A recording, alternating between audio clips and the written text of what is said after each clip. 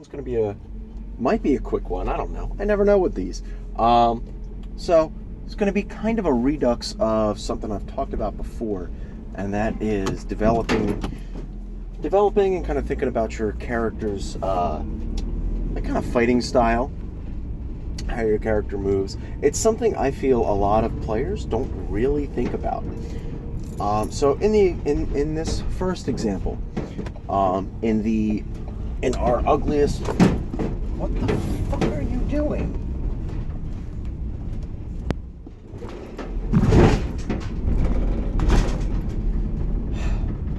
Some drivers, man. In our Ugliest Man Alive campaign, in our first little fight, the DM did something that I think a lot of both DMs and players do. They think about, like, you know, especially when the DM is thinking about all these other things they have to track. It's like, okay, roll a hit, or this guy attacks you, he rolls, he misses, you dodge out of the way. And not considering, is this particular character that you're attacking, are they actually the type of character that would dodge out of the way?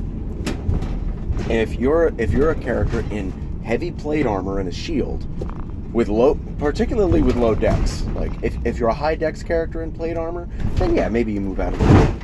But if you have neutral plus 0 dex, then you're going to be relying on your armor more, I think. So, yeah, I'm trying to think of direction to where I want to go. Yeah, so they were just like, we have two characters in the party, my character and this little goblin paladin, and the DM was just rolling, okay, yeah, dodge, hit, they rolled a hit, they missed, you dodge out of the way. And then afterwards I was thinking about it, like, my character wouldn't be doing that. He would be using his armor to soak up an attack and put himself into a better position. You know, there's no game mechanics for that, but that's narratively what he would be doing. So you kind of want to think about that. How does your character dodge? How do they move around? Like, how does that all work? Or how do they avoid damage, rather? And like for another character, Henich, my Lizard Folk Ranger, he's really high dex, but he also has that natural Lizard Folk armor. So I think for a lot of attacks, yeah, he's going to move out of the way. But for some attacks, he would actually just rely on his tough scales to kind of skirt the attack, like kind of skirt the attack off of him and deflect slightly at least.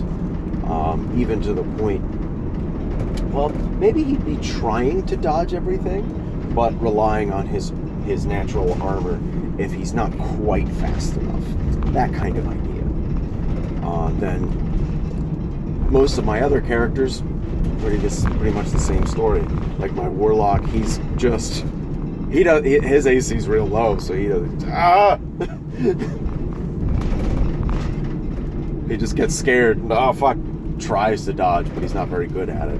Then Balgrin, the dwarf rogue, he's got +1 studded armor and 20 dex, so he's just kind of similar to Henich. But yeah, just simple little things. Think about how your character actually dodges and how to, because like those simple descriptions, it helps you get into your character more. It helps make them more real to both you and people listening, and the other people at the table. And those kind of things, usually they will make the DM's job a little bit easier, because now they don't have to think about like, oh, they won't have to default to just, okay, you dodge it. They can default to it clatters off your armor, or you know, it skims against your breastplate as you rotate out of the way. Your armor turning what would be a hit into a deflection. That type of stuff. It gives the DM easy fodder for flavorful descriptions. But then also how your character actually fights. This is more so for martial characters, but it applies to spellcasters too. Like for spellcasters, you think about, like, okay, how exactly do they do their magic? Like, everybody casts a fireball, but what does your fireball look like? Is it just a tiny little mote of light that when it connects with your intended target, it explodes? Is it an actual ball of fire that screams out and explodes? Is there anything you throw at all, or does a fireball just happen? Mustang style.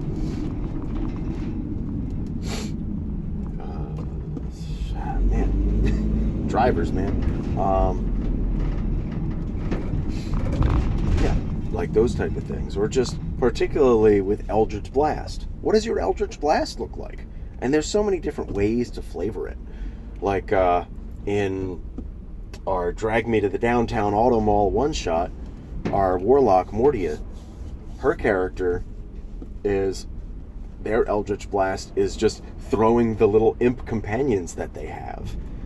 Which is really, I don't know if they explode and then reform or what, or they just, imp! Which is really funny. But Sommelier, my Warlock, he's basically just like purple Iron Man blasts, just to make it simple. But there's lots of ways that could have been, like, because he's like a wine and liquor focused kind of character. Initially I was thinking about, he always had, his arcane focus was a goblet. So his Eldritch Blast could have been just like him toasting at enemies, and then there's an explosion on them, and like they get hit by something.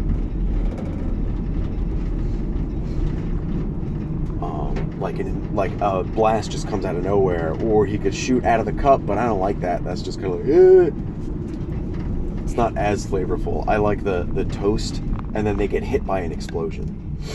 That one's fun. But in regards to, this is more so for martial characters. Like, how exactly does your character use this weapon?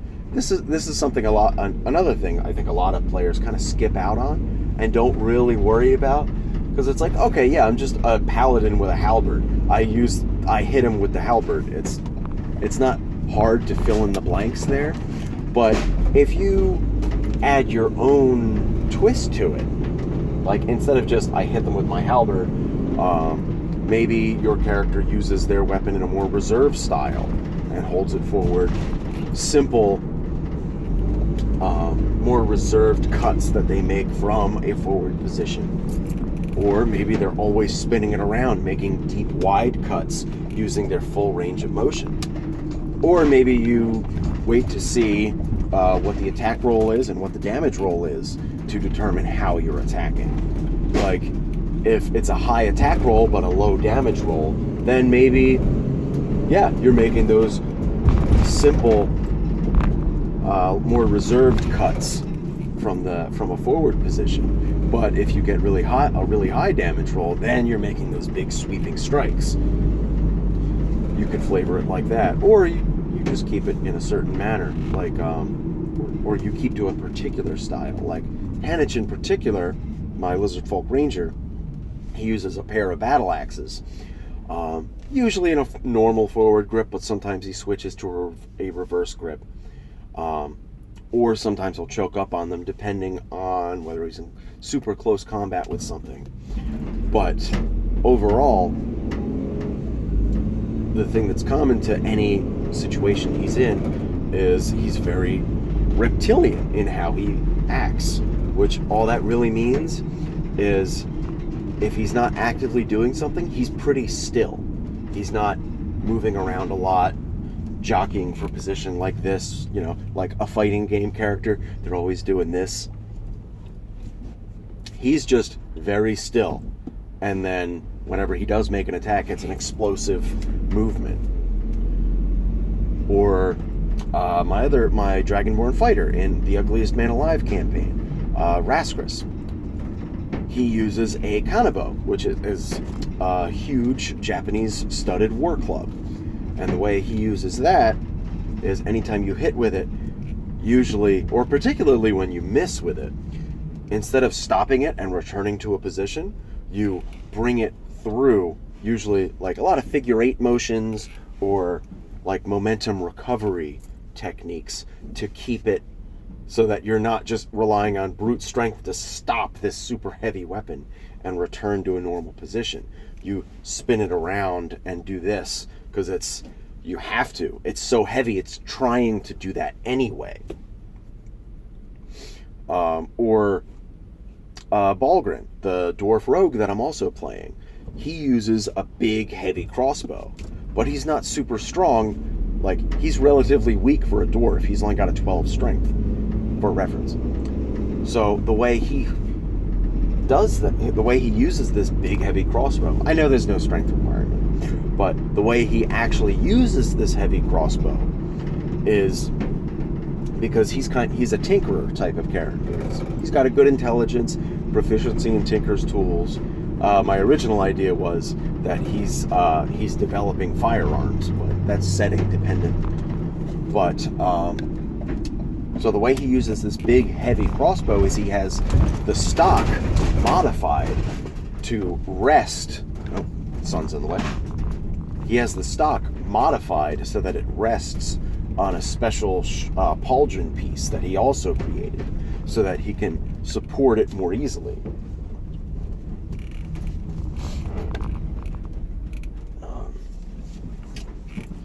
Yeah, it's just like those kind of things. Or also in the Ugliest Man Alive campaign, that little goblin paladin we have, she took the Polearm Master feat, and she's using it with a one-handed spear. And per the rules, with Polearm Master, you're stabbing with the one polearm, and then you hit them with the butt end, which is not accurate. It's like, that's not something you would really do. It's kind of like the idea in a lot of movies in the choreography where, like, you have a big opening, the guy with the sword has a big opening, and he kicks the guy instead of killing them. But so instead of being a butt end strike with the spear, with this the other side of the spear, it's flavored as just a shield punch, because it's mechanically the same thing. You still have the feat that lets you do this, so it's just a little bit of a reflavor. So it's stab, stab, punch, instead of stab, stab, bonk. Whereas if you're using a two-handed halberd, usually you're making one big sweeping strikes. So doing that, or bringing it around, spinning, and then butting with the other side, that makes a little more sense. It's still kind of goofy, like martial arts wise, but it's okay. Yeah, I think that's about it. Just wanted to touch on some concepts right quick. Yeah.